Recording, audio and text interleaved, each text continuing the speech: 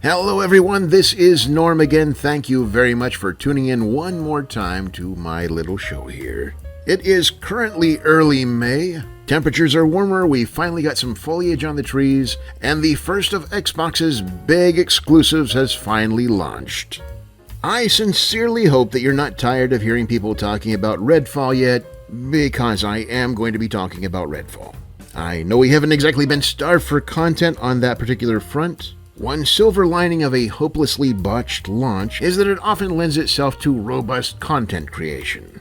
But know before we get into this that I am not here to wallow in schadenfreude, partially because I can never be 100% sure that I'm pronouncing the word correctly, but mostly because I am actually a huge fan of Arcane and I really can't take any pleasure in such a venerable studio falling so low. With that said, gotta get it out of the way, I play a little Redfall and it sucks. It's really bad. Surprisingly, shockingly bad. I'm not going to go real in-depth on what's bad about it, because that's mainly been the discourse in the gaming channels for the last couple of days. Suffice it to say that beyond the technical glitches that you would expect from a game kind of being rushed out the door, the performance not being where it should be, textures not loading in, animations not loading correctly, beyond all that, the fact of the matter is that there's really just not that much of a game there.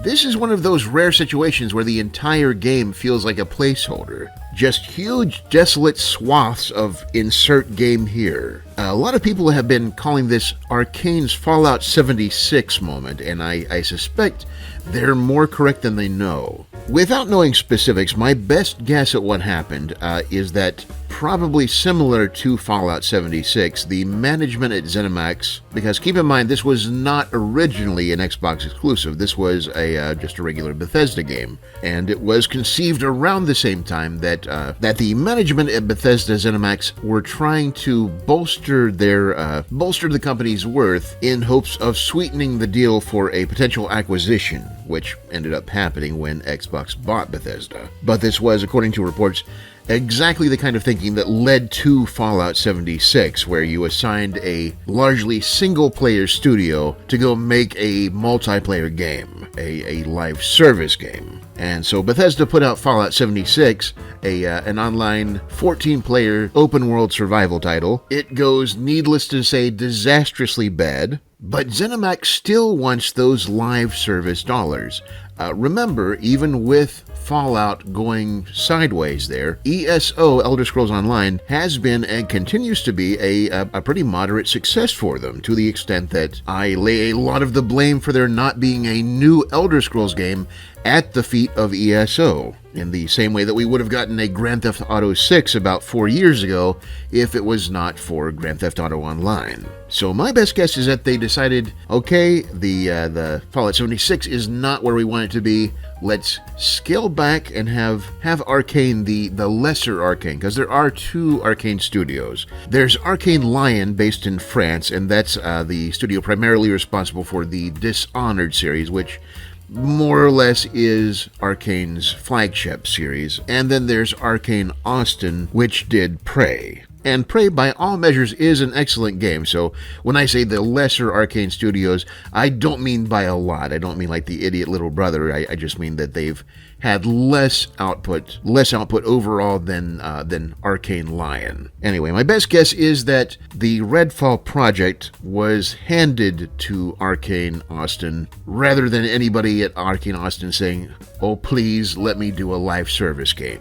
And interestingly, I know because at the actual release, Redfall is not a live service game, and actually, but the thing is, it has all the earmarks of a live service game. And what I strongly suspect is that they got about halfway into development of making a live service title, and then all of a sudden, all of the live service games started crashing and burning. Like Avengers started going bad, Anthem went belly up, massively negative response on Suicide Squad, and I think at the very least someone at Arcane saw the writing on the wall and decided to reverse course and just make it an online co-op title. The problem being that when by the time that they did that, when they went in and stripped out all the live service elements, there just wasn't much of a game left. And so my suspicion is that the remainder of development was just spent trying to get the sad, withered bones of the game that remained reanimated.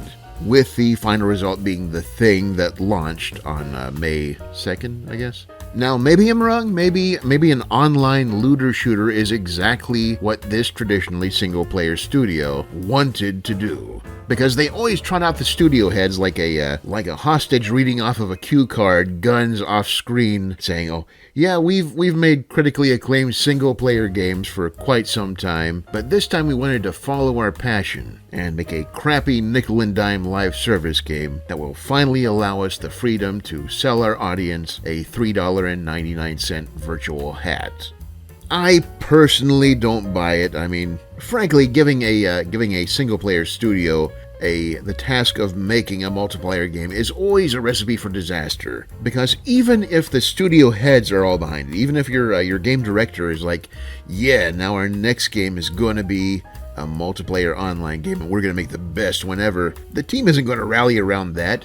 If you joined Bethesda or you joined Arcane, these companies that make deep, critically acclaimed single-player games, you did not join up because you have a secret passion for charging people $7 for a special Arbor Day variant skin for their gun. I mean, if there's one thing that'll take a motivated workforce and then suddenly turn their creative output into clock in, clock out, here's 8 hours worth of my unit of art you requested, a sudden and unexpected shift to multiplayer is exactly the way to go. So yes, of course Redfall is going to be bad. In fact, I mean, I knew more or less from the beginning trailer. I was obviously not as thrilled about what was clearly going to be a multiplayer game from Arcane from the very first CG trailer that they showed off a couple years ago, even though I was not really anticipating it being quite what it ended up.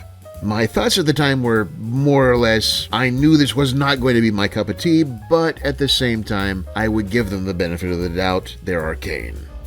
In any case, the game is out now and we know what it is. Now, for me, and for what I would imagine are the vast majority of people who got this game on Game Pass, except for the obvious loss of time that Arcane could have been spent working on something better than Redfall, this game doesn't really sting. It's on Game Pass. I didn't pay anything extra for it. I did my 2 hours. It utterly failed to grab me. Back on the shelf with it.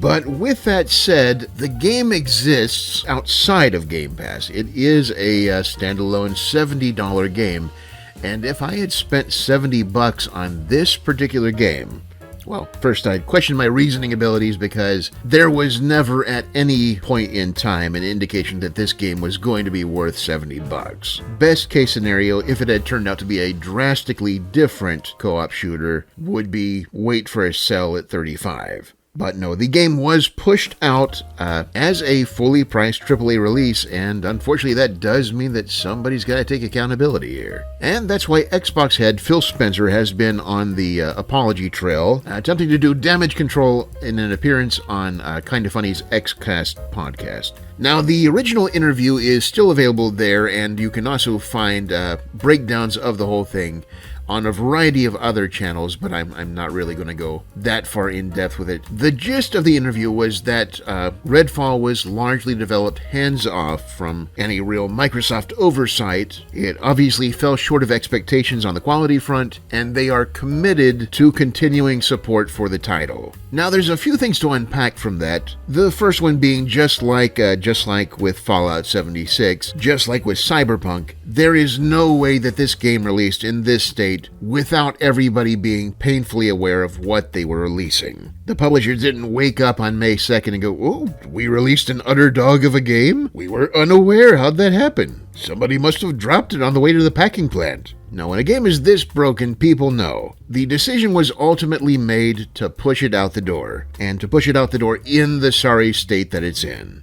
Obviously, a lot of reasons for that, a lot of pressure to get this game out after so many delays, no matter what state it was in. But here's where it gets a little bit unusual because my interpretation of them sending it out into the world was more or less to push a hair clog out of the system. They've got this big massive crap that's just sitting there keeping them from working on anything useful. It's not going to get any better. Let's send it out into the world, and that way we can work on something else. But that is apparently not their strategy. And I mean, I can understand. I do 100% understand. They've got this out out in the world. It is a $70 game. They have to at least put on some sort of show towards making it right. But in this particular game, and I wouldn't normally say this about almost any game, I'm really surprised I'm saying it about an arcade game, is that this is not a fixable game. Not without fundamentally changing the game. Like, even with Fallout 76, when it bombed at launch, when it came out in its horribly broken, vacant state, it was a lousy game, but it didn't take a genius to see what you needed to do to fix it. It just needed to become more in line with regular Fallout games. Add in NPCs, questing,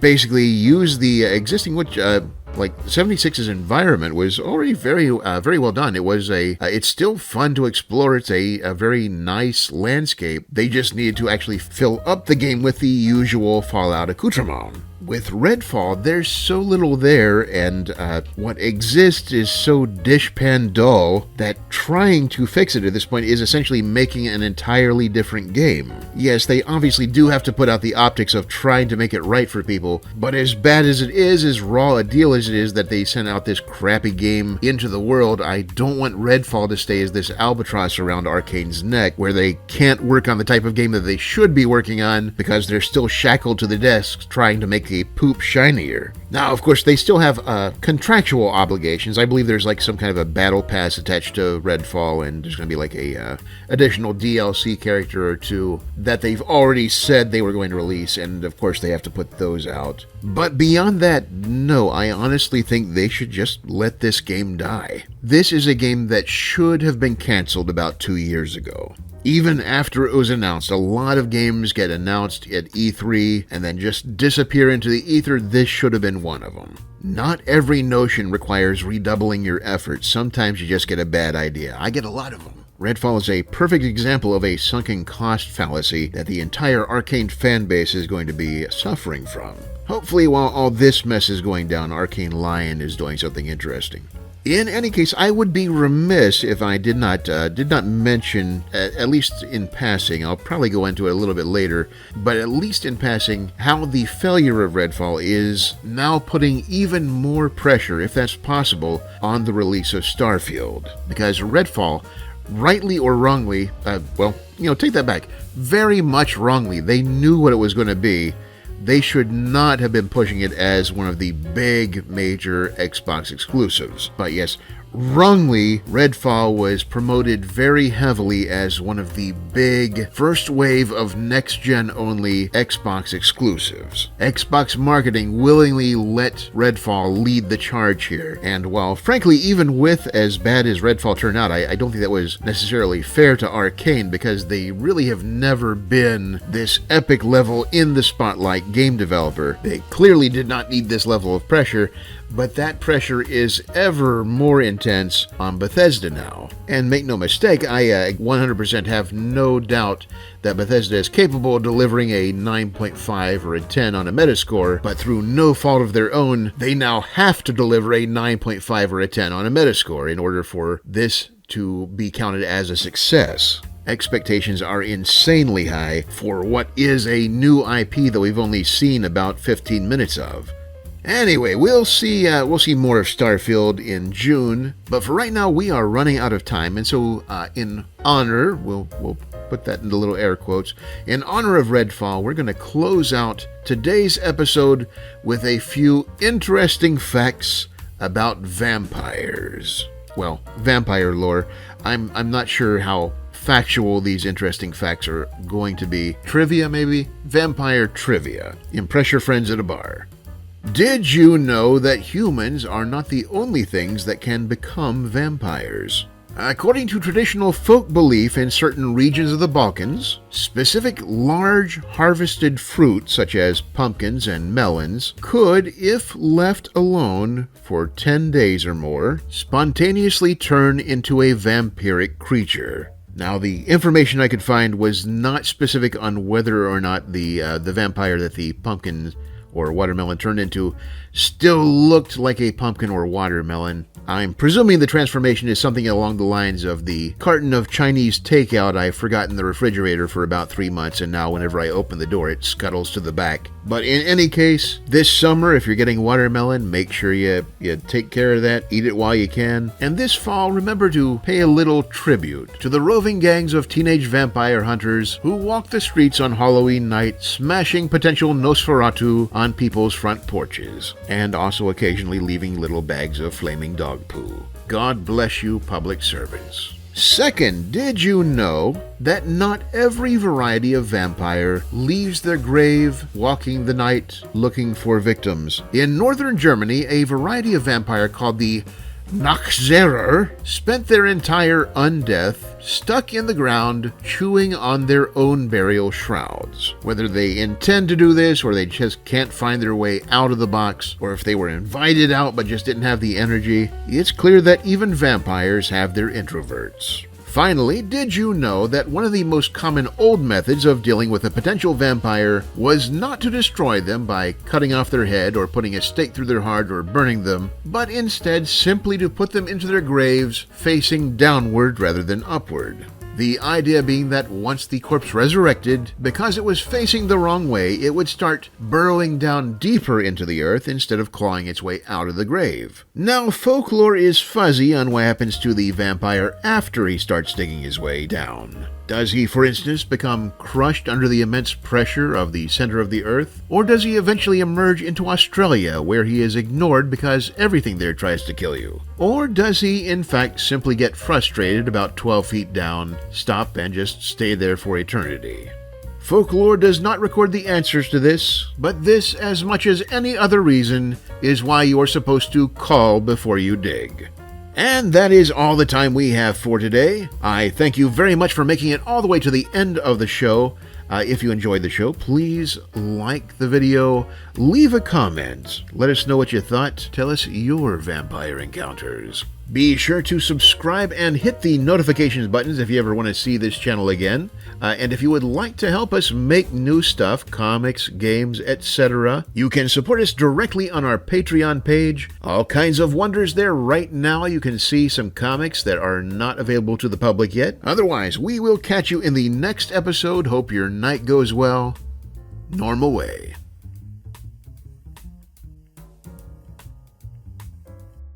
Like the video gamers? We have more such wonders to show you, and all you have to do is subscribe and hit the notifications button. I mean, you don't have to. Also consider becoming a patron by following the link to our Patreon page, where we turn your cash into videos, comics, and games using the darkest of dark magics. But mostly just cash.